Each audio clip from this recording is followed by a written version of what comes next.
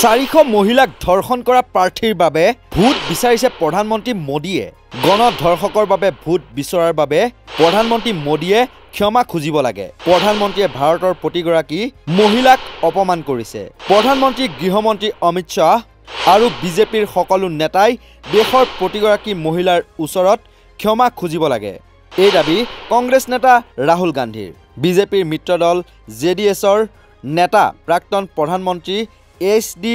দেৱগৌড়াৰ নাতি প্ৰজ্জ্বল ৰেভান্নাই 400 গৰাকী মহিলাক ধৰ্ষণ কৰিছে। এই বিস্ফোৰক অভিযোগ কৰিছে কংগ্ৰেছ নেতা ৰাহুল গান্ধীয়ে। কৰ্ণাটকৰ শিৱামোগ্গাত নিৰ্বাচনী প্ৰচাৰ চলাই ৰাহুল গান্ধীয়ে কয় যে গণধৰ্ষক প্ৰজ্জ্বল ৰেভান্নাৰ হৈ ভোট বিচাৰি প্ৰধানমন্ত্ৰী নৰেন্দ্ৰ মোদীয়ে ভাৰতৰ মহিলাসকলৰ ওচৰত এতিয়া ক্ষমা খুজিব লাগে। উল্লেখ্য যে 33 বছৰীয়া জেডিএছৰ সাংসদগৰাকীৰ এটা পেন ড্ৰাইভত প্ৰায় 3000 অশ্লীল ভিডিঅ' উদ্ধাৰ হৈছিল। ইয়াৰ পাছতে প্ৰাক্তন প্ৰধানমন্ত্ৰী তথা জেডিএছৰ পিতৃপুৰুষ এইচ.ডি. দেৱগৌড়াৰ নাতি প্ৰজ্জ্বলৰ বিৰুদ্ধে মহিলাক যৌন নিৰ্যাতনৰ অভিযোগ উত্থাপন হয়। ইতিমধ্যে এই গোচৰৰ তদন্তৰ বাবে কৰ্ণাটক চৰকাৰে বিশেষ তদন্তকাৰী দল চমুকৈ SIT গঠন কৰিছে। ইফালে যোৱা 26 এপ্ৰিলত ভোটগ্ৰহণ অনুষ্ঠিত হোৱা হাছান লোকসভা সমষ্টিত NDAৰ প্ৰাৰ্থী আছিল অভিযুক্ত প্ৰজ্জ্বল ৰেভান্না।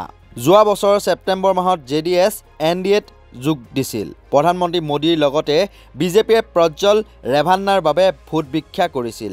সেয়েহে ৰাহুল গান্ধীয়ে প্ৰধানমন্ত্ৰীয়ে ভাৰতৰ মাতৃ ভগ্নীসকলৰ ওচৰতো ক্ষমা খুজিব লাগে বুলি দাবী কৰিছে।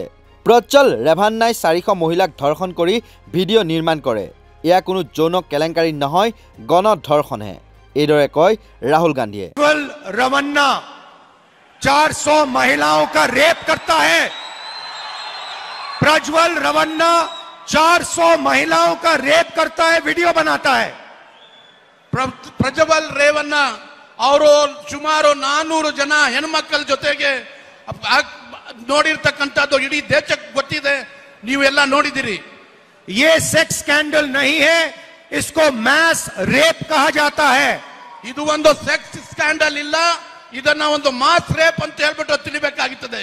और स्टेज में कर्नाटका के सामने प्रधानमंत्री मैस रेपिस्ट का समर्थन कर रहे हैं।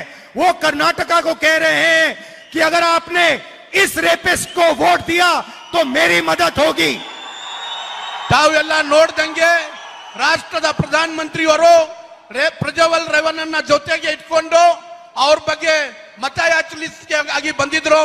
ಅವರು ಪ್ರಜ್ವಲ್ ರೇವಣ್ಣಗೆ ತಾವು ತಮ್ಮ ಮತವನ್ನು ಕೊಟ್ರೆ ನನಗೆ ವೋಟ್ ಮಾಡ್ದಂಗೆ ಆಗ್ತದೆ ಅಂತ ಹೇಳ್ಬಿಟ್ಟು ಘೋಷಣೆಯನ್ನು ಮಾಡಿದ್ರು। और कर्नाटका की हर महिला को मालूम होना चाहिए कि जब प्रधानमंत्री आपसे वोट मांग रहे थे तो उनको मालूम था प्रज्वल रवन्ना ने क्या किया था।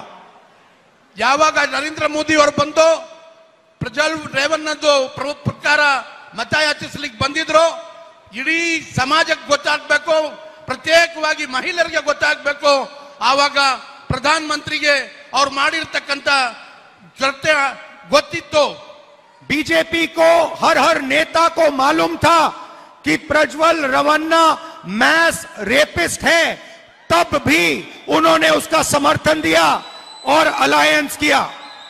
ಬಿಜೆಪಿನವ್ರಿಗೆ ಮತ್ತೆ ಬಿಜೆಪಿನವರ ಮುಖಂಡರುಗಳಿಗೆ ಪ್ರತಿಯೊಬ್ಬರಿಗೂ ಗೊತ್ತು ಪ್ರಜ್ವಲ್ ರೇವಣ್ಣ ಒಂದು ಮಾಸ್ ರೇಪಿಸ್ಟ್ ಆಗಿದ್ರು ಸಹ ಆತನಿಗೂ ಮತ್ತೆ ಅವನಿಗೆ ಹಾಸನ್ ಕ್ಷೇತ್ರದಿಂದ ಕೊಟ್ಟರು। प्रधानमंत्री को हिंदुस्तान की हर महिला से माफी मांगनी चाहिए कि उन्होंने एक मैस रेपिस्ट को अपने स्टेज पर लाकर उसको समर्थन देने की बात की आपसे। ಪ್ರಧಾನಮಂತ್ರಿ ನರೇಂದ್ರ ಮೋದಿ ಅವರಿಗೆ ಇಡೀ ದೇಶಕ್ಕೆ ಇವತ್ತಿನ ದಿವಸ ಅಪಾಲಜಿ ಮಾಡಬೇಕಾಗ್ತದೆ। ಕಾರಣ ಅವ್ರನ್ನ ಪ್ರಜ್ವಲ್ ರೇವಣ್ಣ ಅವ್ರನ್ನ ಜೊತೆಯಲ್ಲಿ ಇಟ್ಕೊಂಡು ಅವ್ರ ಜೊತೆಯಲ್ಲಿ ಒಂದು ವೇದಿಕೆಯಿಂದ ಅವರು ಪ್ರಚಾರವನ್ನು ಮಾಡಿದ್ದಾರೆ। हिंदुस्तान के प्रधानमंत्री ने हिंदुस्तान की हर महिला का अपमान किया है। ರಾಷ್ಟ್ರದ ಪ್ರಧಾನಮಂತ್ರಿಗಳು ಕೇವಲ ಇದು ಹಾಸನ್ ಮಾತ್ರ ಅಲ್ಲ, ಕೇವಲ ಇದು ಕರ್ನಾಟಕ ಮಾತ್ರ ಇಲ್ಲ, ಇಡೀ ರಾಷ್ಟ್ರದಲ್ಲಿ ಇರ್ತಕ್ಕಂಥ ಮಹಿಳೆಯರಾಗ ಮಾಡಿದ್ದಾರೆ। और इसके लिए प्रधानमंत्री को, अमित शाह को और बीजेपी के हर नेता को देश की महिलाओं से, माताओं बहनों से हाथ जोड़कर सिर झुकाकर माफी मांगनी चाहिए। राहुल गांधीয়ে লগতে অভিযোগ কৰি কয় যে প্ৰধানমন্ত্ৰীয়ে কৰ্ণাটকৰ মঞ্চত গণধৰ্ষণকাৰীক সমৰ্থন কৰিছিল। প্ৰধানমন্ত্ৰী মোদী আৰু বিজেপিৰ প্ৰতিজন নেতাই প্ৰজ্বলক গণধৰ্ষণকাৰী বুলি জানিছিল আৰু তথাপিও তেওঁলোকে তেওঁক সমৰ্থন কৰি আৰু জেডিএছৰ সৈতে মিত্ৰতা কৰিছিল। প্ৰধানমন্ত্ৰীয়ে ভাৰতৰ প্ৰতিগৰাকী মহিলাক অপমান কৰিছে। প্ৰধানমন্ত্ৰী নৰেন্দ্ৰ মোদী, গৃহমন্ত্ৰী অমিত শ্বাহ আৰু বিজেপিৰ সকলো নেতাই দেশৰ প্ৰতিগৰাকী মহিলাৰ ওচৰত ক্ষমা খুজিব লাগে। প্ৰধানমন্ত্ৰীয়ে গণধৰ্ষণকাৰীৰ বাবে ভোট বিচৰাটো বিশ্বজুৰি খবৰ প্ৰচাৰিত হৈছে। এয়া হৈছে বিজেপিৰ মতাদৰ্শ। তেওঁলোকে ক্ষমতাৰ বাবে মিত্ৰতা কৰি যিকোনো কাম কৰিবলৈ সাজু বুলি দাবী কৰে ৰাহুল গান্ধীয়ে। নেশ্যনেল ডেস্ক, নৰ্থ ইষ্ট নাও।